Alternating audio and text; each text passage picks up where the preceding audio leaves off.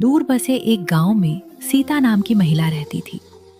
4 साल पहले उसके पति बिरजू का निधन हो गया था। घर चलाने के लिए उसने एक छोटी सी चाय की दुकान खोली हुई थी, मगर उसकी मुश्किलें अभी खत्म नहीं होती। सुबह से शाम होने को थी। हे भगवान, मैंने तेरा क्या बिगाड़ा है जो तू मुझे जरा सी भी खुशी नहीं दे सकता। सुबह से शाम हो गई है, लेकिन मेरी चाय पीने एक व्यक्ति भी नहीं आया।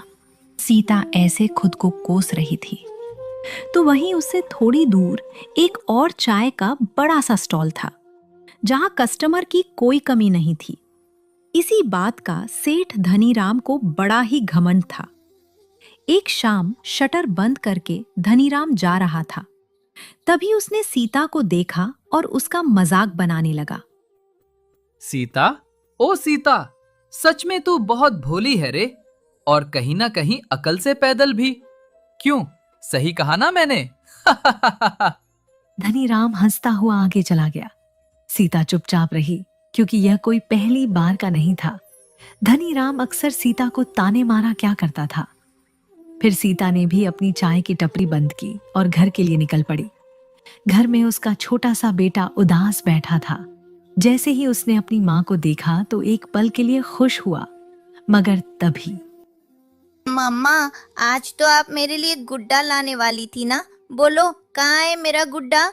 मुझे मेरा गुड्डा चाहिए। राघव, शांत हो जा।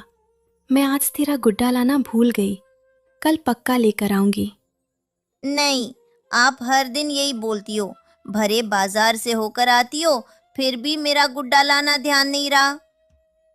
राघव बेटे, आज दुकान में बहुत भीड़ थी, इसीलिए मेरे ध्यान से उतर गया। लेकिन कल मैं आपका गुड्डा जरूर लेकर आऊंगी। फिर अगली सुबह सीता ने दुकान खोली।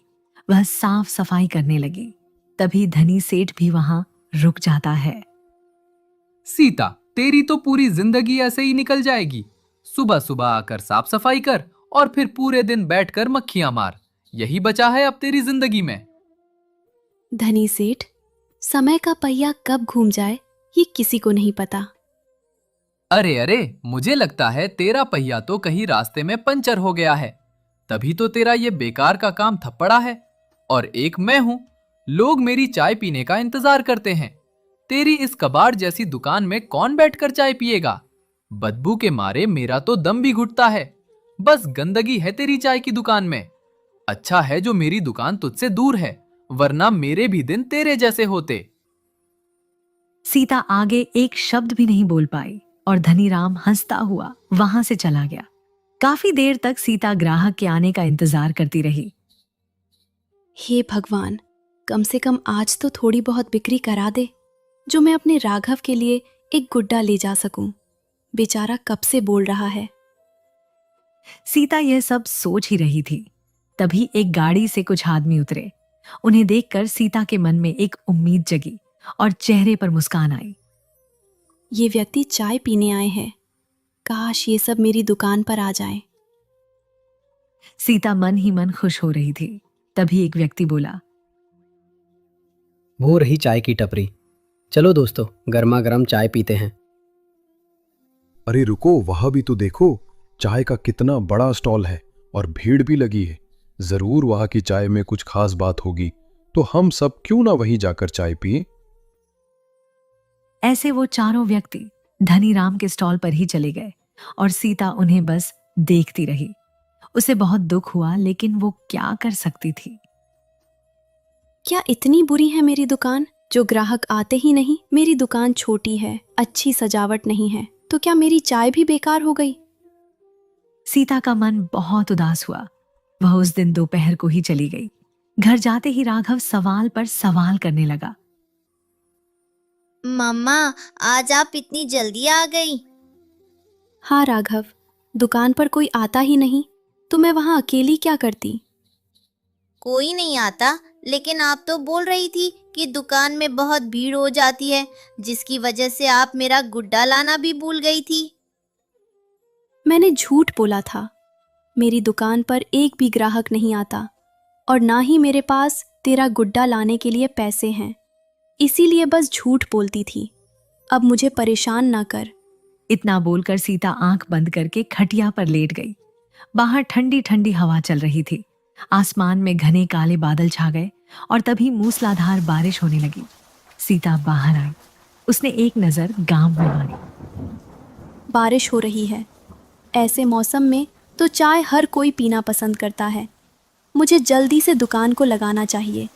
आखिर पैसे भी तो कमाने हैं, वरना राघव का पेट कैसे भरूंगी। इतना सब सोच के सीता ने अपना झोला उठाया और घर से निकल पड़ी।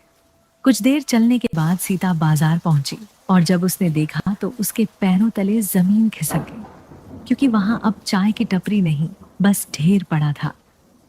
हाँ, मेरी दुकान कहाँ? ये कैसे हुआ? सीता भागकर धनीराम के पास गई तो धनीराम बड़ा ही खुश था। धनीराम जी, मेरी चाय की दुकान कहाँ गई? मेरी चाय की दुकान को किसने तोड़ा? आपको तो पता होगा, आप यहीं थे। सीता, मुझे तेरी वो कबाड़े की टपरी बिल्कुल भी अच्छी नहीं लगती थी, इसीलिए मैंने वहां से हटवा दी। लेकिन क्यों? मेरी छोटी सी दुकान से आपको क्या तकलीफ थी? कम ही सही, लेकिन मेरा और मेरे बेटे का गुजारा हो जाता था। तकलीफ थी तभी तो टपरी को हटवा दिया। आते जाते मुझे तेरी मनहूस सूरत देखनी पड़ती थी, इसीलिए अब अच्छा हो गया। दोबारा यहाँ दिख मत जाना। तेरी धमकियों से मैं डरने वाली नहीं हूँ। मैं दोबारा से अपनी चाय की दुकान लगाऊंगी।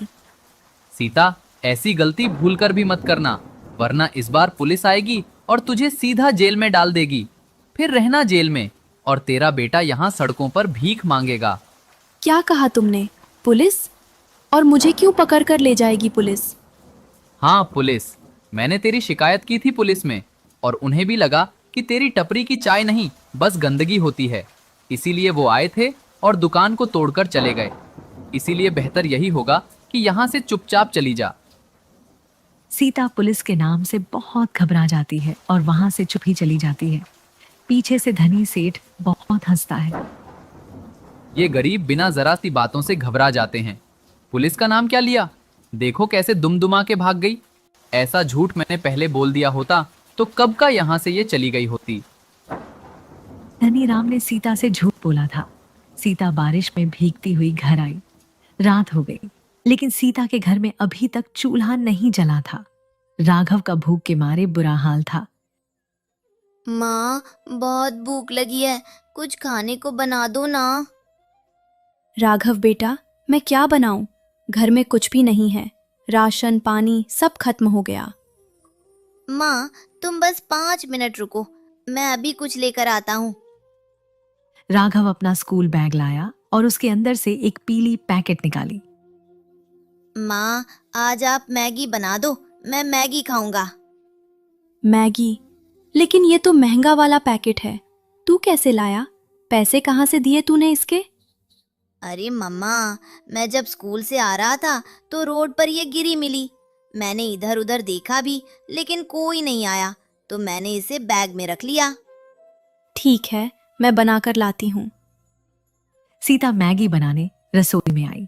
उसने चूल्हा जलाया, कढ़ाई रखी और देसी तरीके से मैगी को बनाने लगी। थोड़ी देर में मैगी की खुशबू बाहर तक फैल गई। राघव ने एक चम्मच मैगी खाई तो बोला, अरे वाह, मम्मा कितनी अच्छी मैगी बनाई है। ऐसी खुशबू तो स्कूल के पास जो भैया मैगी बनाकर बेचते हैं ना, उनकी दुकान से भी नहीं आती। हाँ बेटे, इसमें मैंने घर के मसाले भी डाल दिए थे ताकि तेरा पेट अच्छे से भर जाए। बहुत बहुत स्वादिष्ट है। अगर आप मैगी बनाकर बेचोगे तो कोई भी मैगी खाए बिना नहीं जाएगा। मैं ये दावे के साथ कहता हूँ। अपने बेटे की बातों को सुनकर सीता के मन में एक ख्याल आया कि क्यों ना वह भी मैगी बनाकर बेचे। मैगी बनाने में तो ज़्यादा समय भी नहीं लगता, और वैसे भी मेरे पास अब कोई काम नहीं बचा, तो क्यों ना मैं कल से मैगी बेचने लगूं। फिर अगले दिन सीता ने अपनी नजदीकी दुकान से कुछ उधार सामान लिया और मलबे को साफ करके छोटा सा मैगी का स्टॉल लगा लिया और एक बोर्ड भी टांगा जिस पर लिखा था, घर की देसी चटपटी मैगी। बोर्ड पढ़कर लोग वहां आने लगे। हल्की हल्की बारिश भी शुरू हो गई। हल्की हल्की बारिश में गर्मा गर्म मैगी की खुशबू दूर दूर तक जा रही थी। बच्चे से लेकर जवान बूढ़े तक भी सीता के पास खड़े थे।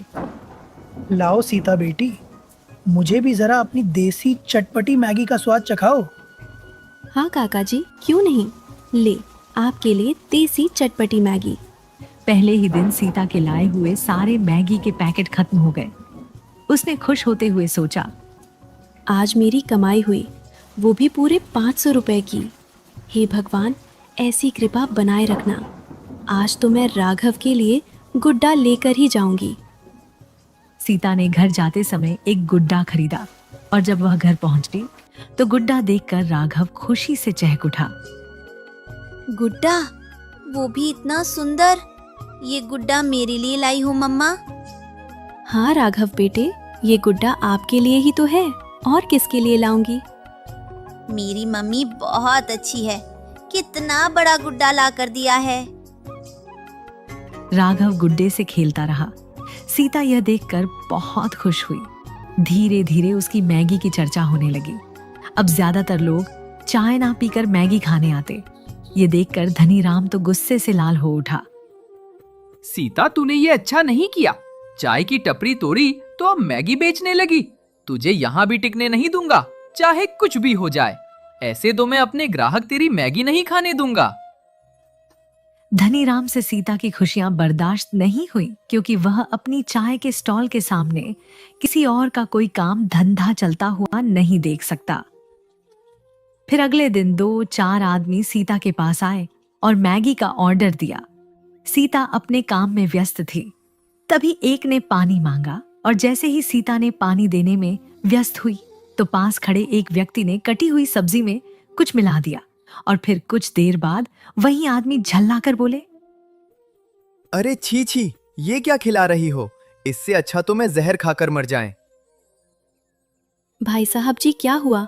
आप ऐसे क्यों बोल रहे हो? देखो तो कितनी भोली बनती है। देखो भाइयों, इसकी कटी हुई सब्जियों में क्या क्या मरा पड़ा है, कीड़े मकोड़े। हाँ भाई, ये क्या गंदगी खिला रही हो? अरे भाइयों, ऐसी मैगी खाकर हमारे स्वास्थ्य का क्या होगा, कभी सोचा भी है?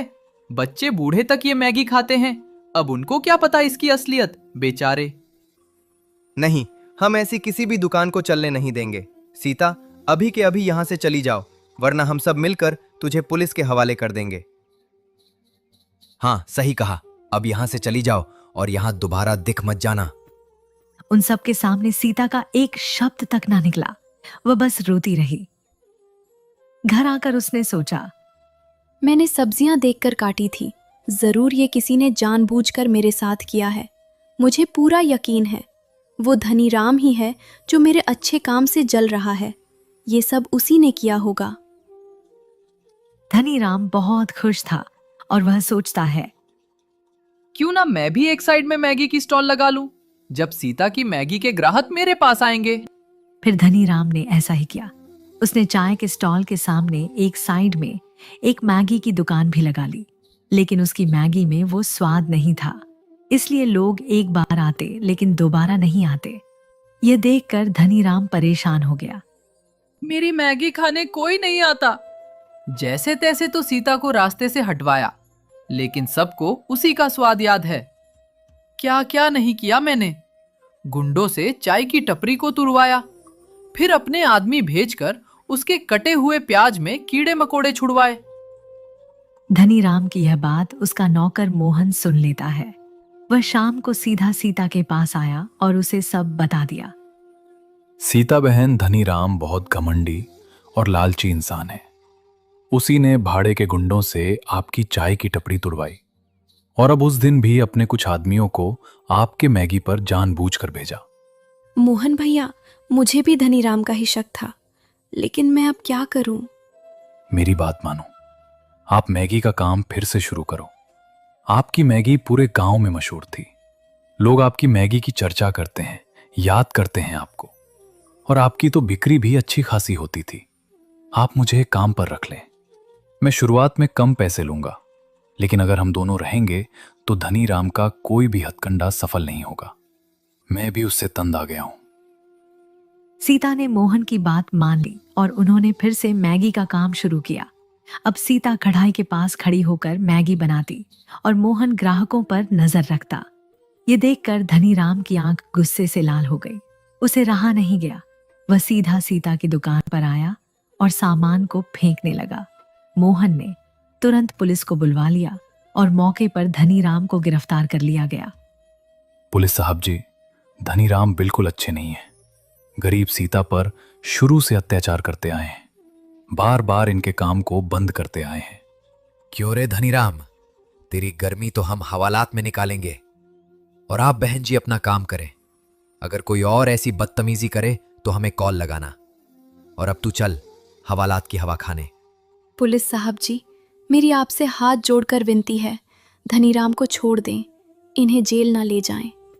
लेकिन क्यों? इस इंसान ने आपको बेवजह कितना परेशान किया है, फिर क्यों आप इन्हें छुड़वाना चाहती हो? मैं जानती हूँ इन्होंने मेरे साथ अच्छा नहीं किया, लेकिन मैं ये भी जानती हूँ कि घर में मुखिया का ना होना तो उनके बिना घर में उनकी बीवी बच्चों पर क्या बीतेगी। इसलिए आप इन्हें कहीं ना ले जाएं। धनीराम को आज अपने किए पर बहुत पश्चाताप हो रहा था। वह दोनों हाथ जोड़कर सीता के पैरों में रो पड़ता है। सीता, तुम सच में सीता जैसी महान हो, ये आज मुझे पता चल गया। मैंने तेरे साथ कितना गलत किया, मुझे माफ कर दो। अब ऐसा दोबारा कभी नहीं करूंगा, बल्कि मैं तुम्हारी सहायता करूंगा। सीता आज बहुत खुश थी। उस दिन के बाद से धनीराम ने सीता को अपनी बहन जैसे सम्मान दिया। अब दोनों के काम अच्छे से चलने लगे। तो दोस्तों, कमेंट करके बताओ आपको हमारी ये कहानी कैसी लगी और चैनल को सब्सक्राइब करना मत भूलिएगा।